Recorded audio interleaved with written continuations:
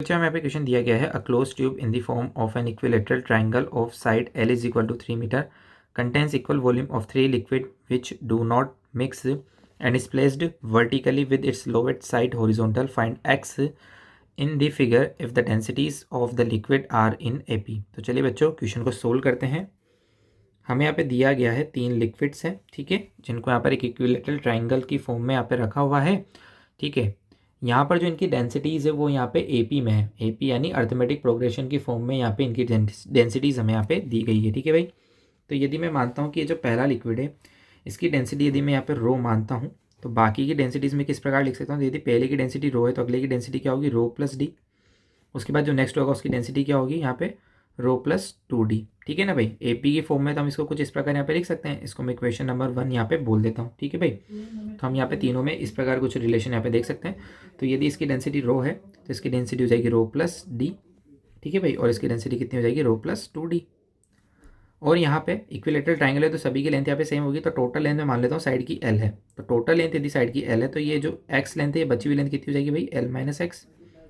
Similarly यहाँ पर भी x आ गई तो बची हुई लेंथ कितनी हो जाएगी, L माइनस एक्स। यहाँ पर भी x आ गया तो बची हुई लेंथ कितनी हो जाएगी, L माइनस एक्स, ठीक है ना। L यहाँ पे टोटल साइड लेंथ है, ठीक है भाई। अब हमें यहाँ पे पता है कि सेम लेवल पे प्रेशर क्या होता है, यहाँ पे सेम होता है। तो मैं यहाँ पे 2 पॉइंट्स ले रहा हूँ, एक पॉइंट ये ले रहा हूँ, एक पॉइंट मैं ये ले रहा हूँ। इसको A बोल रहा हूँ, A इसको B बोल रहा हूँ। तो इन 2 पॉइंट्स में यहाँ पे प्रेशर क्या होगा, सेम होगा, ठीक है ना। PA इज इक्वल टू क्या होगा, PB होगा। तो A पे टोटल प्रेशर देखते हैं क्या होगा, इस लिक्विड की वजह से और इस लिक्विड की वजह से। इसकी वजह से मैं बात करूँगा तो रो GH, ठीक है ना भाई।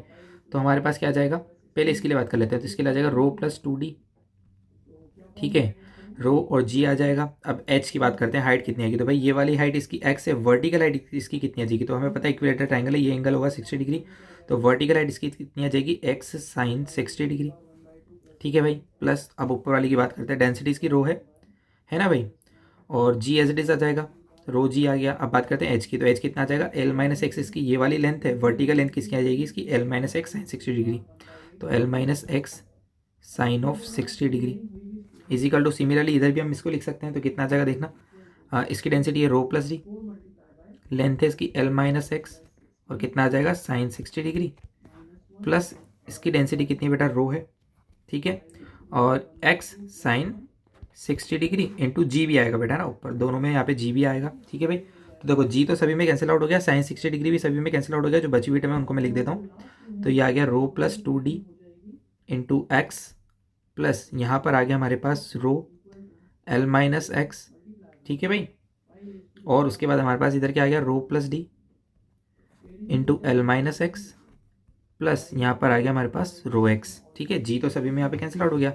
चलिए थोड़ा और सिंप्लीफाई करते हैं, तो मल्टीप्लाई करते हैं, रो एक्स ये हो जाएगा 2DX, प्लस ये हो गया rho L minus rho x, multiply करते हैं rho L minus of rho x plus DL minus of DX plus of rho x, ठीक है। देखो क्या क्या कैंसिल आउट हो रहा है, रो एक्स गया, ठीक है। इधर भी रो एक्स से रो एक्स गया, रो एल से रो एल कैंसिल आउट हो गया। जो बची हुई टर्म है उनको लिख देते हैं 2DX, और ये माइनस का DX मिलके बना लेंगे 3DX इज इक्वल टू, इधर क्या बचा DL, D से D भी कैंसिल आउट हो गया।